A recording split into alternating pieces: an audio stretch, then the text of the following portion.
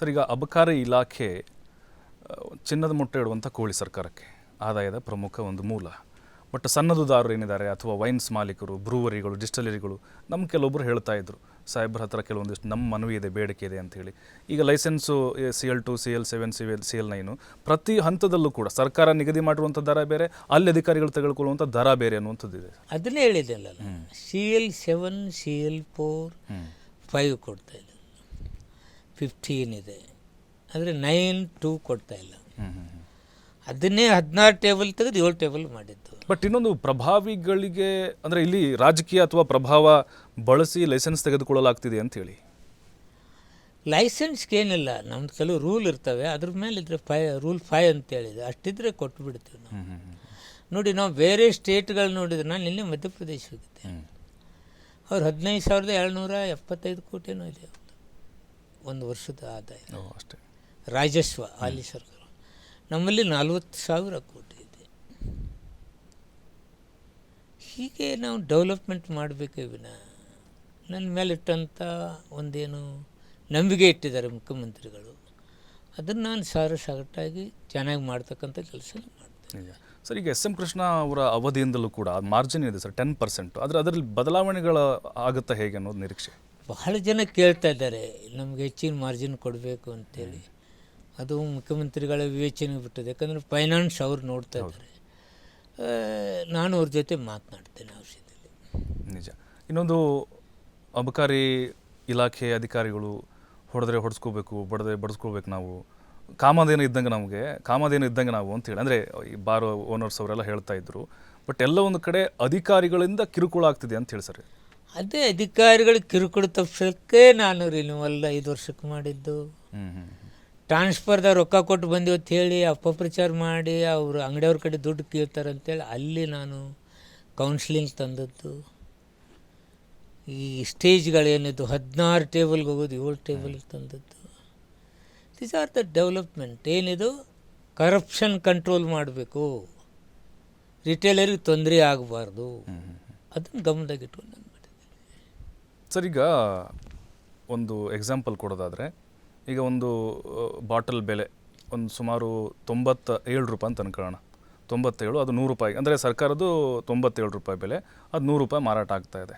ಆ 3 ರೂಪಾಯಿ ರೌಂಡಪ್ ಇದೆಯಲ್ಲ ಸರ್, 3 ರೂಪಾಯಿ ಉಳಿಯುತ್ತಲ್ಲ, ಅದು ರೌಂಡಪ್ ತೆಗೆದಿದ್ದೀವಿ. ಹೌದಾ? ಹಾಂ, ಅದು ಪ್ರಶ್ನೆ ಇತ್ತು ಸರ್, ಸಹಜವಾಗಿ ಅದನ್ನೇ ರೌಂಡಪ್ ಮಾಡಿದ್ವಿ. ಈಗ 8.5 ರೂಪಾಯಿ 2 ರೂಪಾಯಿ ಆಗ್ತದೆ, 8 ರೂಪಾಯಿ 5 ರೂಪಾಯಿ ಆಗ್ತದೆ. ರೌಂಡಪ್ ಮಾಡಿ 9 ರೂಪಾಯಿ ಮಾಡಿಬಿಟ್ಟಿವಿ, ತೆಗೆದಾಕಿದ್ವಿ. ಅಲ್ಲ, ಬಟ್ ಆ ರೌಂಡಪ್ ಯಾರು ಪಾಲಾಗುತ್ತೆ, ಯಾರಿಗೆ ಸೇರುತ್ತೆ ಅಂತ ಸರ್ಕಾರ ರಾಜಸ್ವ ಬರುತ್ತೆ. ನಿಜ. ಸರ್, ಇನ್ನೊಂದು, ಅಬಕಾರಿ ಇಲಾಖೆ ಅಂತ ಬಂದಾಗ ಪ್ರತಿ ಬಾರಿ ಕೂಡ ಮನವಿಗಳಿದ್ದೇ ಇರುತ್ತೆ. ಅದರಲ್ಲೂ ಈಗ ನೆಕ್ಸ್ಟ್ ಬಜೆಟ್ನಲ್ಲಿ ನಿರೀಕ್ಷೆಗಳು ಸಾಕಷ್ಟಿದೆ. ಅಬಕಾರಿ ಇಲಾಖೆ ಅಂತ ಬಂದಾಗ ಏನಾದರೂ ಬದಲಾವಣೆ ಹೊಸತೇನಾದರೂ ನಿರೀಕ್ಷೆ ಮಾಡ್ಬೋದಾ ಅಂತ ಹೇಳಿ ಕೇಳ್ತಿದ್ದಾರೆ. ಅಬಕಾರಿಯಲ್ಲಂದರೆ ನಾವು ಮೊದಲು ಉತ್ತಮವಾದಂಥ ಡ್ರಿಂಕ್ಸ್ ಕೊಡಬೇಕು, ಲಿಕ್ಕರ್ ಕೊಡಬೇಕು. ಜನತೆಗೆ ಶಾರೀರಿಕವಾಗಿ ಭಾರಿ ಹಾನಿ ಆಗ್ತಕ್ಕಂಥದ್ದು ಏನಿದೆ ಅದನ್ನು ನಾವು ತಡೆಗಟ್ಟಬೇಕಾಗ್ತದೆ. ಕೆಲವು ಬಿಯರ್ಗಳಲ್ಲಿ ಈ ಶುಗರ್ ಪರ್ಸೆಂಟೇಜು, ಆಲ್ಕೋಹಾಲ್ ಪರ್ಸೆಂಟೇಜು ಹೆಚ್ಚಿಗೆ ಹಾಕಿ 1.5 ಇದೆ ಅಂತಕ್ಕಂಥ ತೋರಿಸ್ತಕ್ಕಂಥದ್ದು, ಅದು ಹುಡುಗರಿಗೆ ಅದು ಎಫೆಕ್ಟ್ ಆಗ್ತಕ್ಕಂಥದ್ದು ಇದೆ. ಅದು ನಾನು ಗಮನಿಸಿದ್ದೀನಿ. ಅದನ್ನೇ ಆದಷ್ಟು ಬೇಗ ಅದನ್ನೊಂದು ಸ್ವಲ್ಪ ನಾನು ಬದಲಾವಣೆ ತರಬೇಕಾಗಿದೆ. ಸ್ಮಾಲ್ ಬೀರ್ ಬಂದಿದ್ದಾವೆ ನೋಡಿ, ಟಿನ್ ಬೀರ್ ಇವು ಬಂದಿದ್ದಾವೆ. ಅದ್ರಲ್ಲಿ 1.5 ಅಂತ ಹೇಳ್ತಾರೆ. ನಮ್ಗೆ ಲೈಸೆನ್ಸ್ ಬೇಡ, ಏನೂ ಬೇಡ. ಒಟ್ಟಲ್ಲಿ ಮೊನ್ನೆ ನಾವು ಹುಡುಕಿಸಿ ನೋಡಿದಾಗ ಸ್ವಲ್ಪ ಅಲ್ಲಿ 8-9% ಲಿಕ್ಕರ್ ಇದ್ದದ್ದು ನಾನು ನೋಡಿದ್ದೀನಿ. ಇಂಥವಕ್ಕೆಲ್ಲ ನಾವು ಕಡಿವಾಣ ಹಾಕಬೇಕಾಗ್ತದೆ.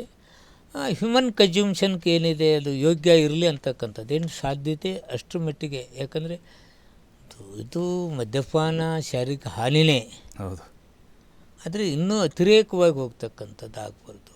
ಲಿಕ್ಕರ್ ಅದರಲ್ಲಿ ಪರ್ಸೆಂಟೇಜ್ ಆಫ್ ಏನು ಸ್ಪಿರಿಟ್ ಇರುತ್ತೆ ಅದನ್ನು ನಾವು ಕಂಟ್ರೋಲ್ ಮಾಡಬೇಕು. ಎಷ್ಟಿರಬೇಕು ಅಷ್ಟೇ ಇರಬೇಕು ಅಂತಕ್ಕಂಥದ್ದೆಲ್ಲ ಮಾಡ್ತಾಯಿದ್ದೀವಿ. ನಿಜ. ಸರ್, ಈಗ 15 ಟೇಬಲ್ ಇದ್ದಿದ್ದು ತಾವು ಅಧಿಕಾರಕ್ಕೆ ಬಂದಮೇಲೆ 7 ಟೇಬಲ್ ಮಾಡಿದಿರಿ ಸರ್. ಅದು ಸ್ವಲ್ಪ ಅರ್ಥ ಆಗುತ್ತಾರೆ, ಅಂದರೆ ಜನಸಾಮಾನ್ಯರಿಗೆ ತಿಳಿಯಾಗ್ತಾರೆ ಹೇಳೋದಾದ್ರೆ ಹೆಂಗೆ? ಈಗ ನೌಕರಸ್ಥರು ಎಲ್ಲ ಟೇಬಲ್ಗಳು ಈ ಫೈಲಲ್ಲೇ ಮೊದಲು ಇನ್ಸ್ಪೆಕ್ಟರ್ ತಲುಪ, ಆ ನಂತರ DC ಬರ್ತಿತ್ತು, ಆ ನಂತರ ಜಾಯಿಂಟ್ ಕಮಿಷನರ್ ಬರ್ತಿತ್ತು. ಇಲ್ಲಿ ನಮ್ಮ ಕಮಿಷನರ್ ಆಫೀಸ್ದಾಗ 5 ಮಂದಿ 6 ಮಂದಿ ಮೇಲೆ ಹಾದು ಹೋಗ್ಬೇಕು. ಅವನು ಬರಿಬೇಕು, ಇವನು ಬರಿಬೇಕು, ಅಂಥವ್ರೆಲ್ಲರೂ ತೆಗೆದಾಕಿ 7 ಮಂದಿಗೆ ಹೋಗ್ಬೇಕು. 7 ಮಂದಿ ಟೇಬಲ್ಗೆ ಹೋಗಿರ್ತದೆ, ಕ್ಲಿಯರ್ ಆಗ. ಇದು ಜನತೆಗೆ ಸಹಾಯ ಆಗಲಿ ಅಂದರೆ ಅನಾವಶ್ಯಕ ಅವ್ರ ಟೇಬಲ್ಗೆ ಅದಕ್ಕೆ ಹೋಗ್ಬೇಕು. ಅಂಥವನ್ನೆಲ್ಲ ಹೊಡೆದಾಕಿದ್ದೀನಿ. ಅಂದರೆ ಸರಳೀಕರಣ, ಲೈಸೆನ್ಸ್ ಸರಳೀಕರಣ ಮಾಡೋದ್ರಿಂದ ಅಲ್ಲಿ ಹೋಗಿ ಟೇಬಲ್ ಮೇಲೆ ಒಂದು 16 ಮಂದಿ ಅಂದ್ರೆ ಒಂದೊಂದು ತಿಂಗಳು ಇಟ್ಕೊಂಡು ಆತ 1 ವರ್ಷ ಹೋಗ್ಬಿಡುತ್ತೆ. ನಿಜ ನಿಜ ನಿಜ. ಅವಾಗ ಏನಾಗ್ಬಿಡುತ್ತೆ, ಕರಪ್ಷನ್ ಖಾದಿ ಆಗಿಬಿಡುತ್ತೆ. ಲಘು ಮಾಡ್ಕೊಳ್ಳೋಲ್ಲ, ಓಡಾಡ್ತಾನೆ. ಅದನ್ನು ತಡೆಗಟ್ಟೋ ಕೆಲಸ ನಾನು ಮಾಡಿದ್ದೆ. ಓಕೆ ಸರ್, ಈಗ ಆನ್ಲೈನ್ ತಂದಿದ್ದು ಅನುಕೂಲ ಆಗಿದೆ ಅಂತ ಅಥವಾ ಅಸಮಾಧಾನ ಕಾರಣ ಆಗಿದೆ ಅಂತ?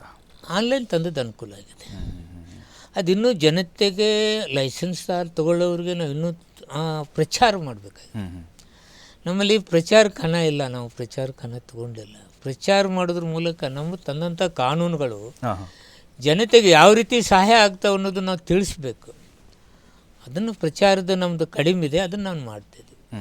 ಸರ್, ಇನ್ನೊಂದು ಈ ಲೈಸೆನ್ಸ್ ರಿನ್ಯೂವಲ್ಗೆ ಸಂಬಂಧಪಟ್ಟಂಗೆ ಅದು ಪದೇ ಪದೇ ಪರಿಷ್ಕರಣೆ ಅವಶ್ಯಕತೆ ಇದೆಯಾ ಅಂತ ಹೇಳಿ ಅದನ್ನೇ ಹೇಳ್ತಾ ಇದ್ದೀನಲ್ಲ. ಪ್ರತಿ 1 ವರ್ಷಕ್ಕೆ ರಿನ್ಯೂವಲ್ ಇವ್ರದ್ದು ತೆಗೆದು ಹಾಕಿದ್ದೀವಿ ನಾವು. 5 ವರ್ಷಕ್ಕೊಮ್ಮೆ ರಿನ್ಯೂವಲ್. 5 ವರ್ಷ ತನಕ ಇವ್ರು ಆನ್ಲೈನ್ದಾಗ ಏನು ಇಯರ್ಲಿ ಫೀ ತುಂಬಿದ್ರೆ ಮುಗಿದೋಯ್ತು. ಇದ್ರೆ ಪ್ರತಿ ವರ್ಷ ಅಲ್ಲಿ ಹೋಗೋದು, ಅಧಿಕಾರಿಗಳು ನಿಂದು ಅದಿಲ್ಲ, ನಿಂದು ಇದಿಲ್ಲ, ನಿನ್ನ ಟೇಬಲ್ ಸರಿ ಇಲ್ಲ, ನಿನ್ಗೆ ಗ್ಲಾಸ್ ಸರಿ ಇಲ್ಲ ಅಂತ ಹೇಳೋದು. ಇದರಿಂದ ಅವ್ರಿಗೆ ಹ್ಯಾರಾಸ್ಮೆಂಟ್ ಆಕೈತೆ ಅಂತಕ್ಕಂಥ ಭಾವನೆ ನನ್ನ ಮುಂದೆ ಬಂದು ಮನವಿ ಕೊಟ್ಟಿದ್ರು. ಅದಕ್ಕೆ 5 ವರ್ಷಕ್ಕೊಮ್ಮೆ ರಿನ್ಯೂವಲ್. 5 ವರ್ಷ ತನಕ ಇವರು ಏನು ಆನ್ಲೈನ್ದಾಗ ಅವ್ರು ಏನು ಫೀಸ್ ತುಂಬಿದ್ರೆ ಮುಗಿದೋಯ್ತು.